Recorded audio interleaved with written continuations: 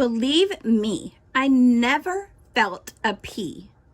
The story of The Princess and the Pea, as told by The Princess, by Nancy Lowen, illustrated by Christian Bernardini.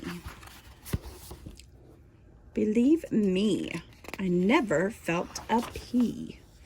Can you keep a secret? I mean, a real lips sealed in, throw away the key secret. You can? Okay, good. Here goes. I'm not a real princess. Shh. Yes, I slept on a stack of 20 mattresses. Yes, it was the worst night's sleep I'd ever had. And yes, I did marry Prince Matthew. But there's a lot more to the story than that. The first thing you should know is that Prince Matthew, Matt, wasn't all that interested in getting married. His dream to be a successful businessman.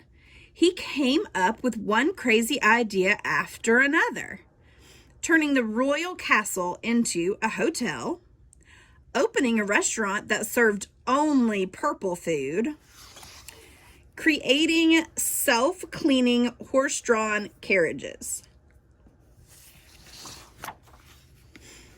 But the queen didn't want her son to go into business. She thought if he were married to a spoiled, pampered girl, a real princess, in other words, he wouldn't have time for his silly dreams.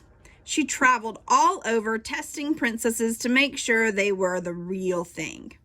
But none met with her approval. One princess politely ate tough steak rather than demanding a tender piece. Fail. Another princess carried her own luggage. Fail. Several princesses wore the same gown 2 days in a row. Fail. This is where I come in. And my dog, his name is Prince Super Pooch, or Prince S for short. Isn't that cute? One night, Prince S and I went for a walk in the woods.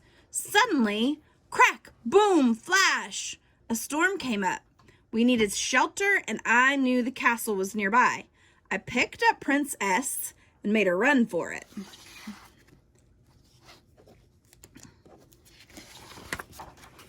A maid opened the door. Hi, I guessed. I'm Starla, and this is Prince S. Could we please spend the night?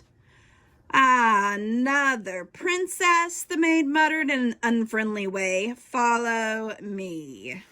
No, I'm not a princess. Prince S is the name of my dog. I tried to explain, but she didn't pay any attention. Maybe she couldn't hear me because of the thunder. The maid showed me to a bedroom, and my jaw dropped. There stood a towering stack of mattresses.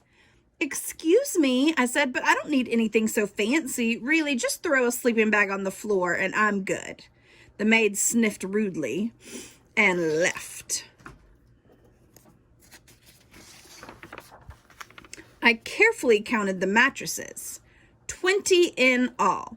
Prince S pawed at the bottom mattress like he does when there's a crumb under the stove he can't reach. Stop that, I said. We're guests here. Be good. The bed was super soft and very comfortable. The sheets were as smooth as silk and smelled like a flower garden. I soon fell asleep, but not for long.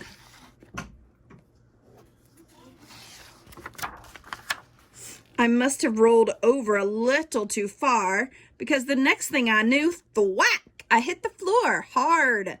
Beds like that should come with guardrails, maybe even parachutes. I climbed back up the ladder and spent the rest of the night staring at the ceiling. I was too scared to move.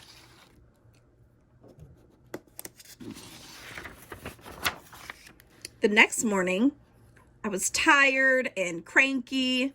I hardly slept a wink, I said. See these bruises? I can't wait to go home and sleep in a real bed. The maid stared at me for a moment. Then her face lit up. Your Majesty, she shouted as she ran down the hallway. This girl is a real princess. She complained about the pea. So that's what Prince S was trying to get at beneath all those mattresses. A pea, that ridiculous bed, was a test. Again, Prince S is the name of my dog, I called after her. I didn't say anything about a pea. But you know how fairy tale weddings go. There's no stopping them. Beautiful gowns appear, the castle glitters and gleams, music fills the air, crowds gather, and suddenly there I was, married to a prince.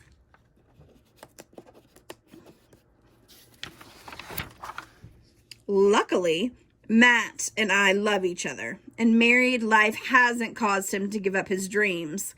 In fact, we're business partners. We've been very successful selling mattresses. Say yes to the best, a princess mattress. Have a royal night's rest on a princess mattress. Sale.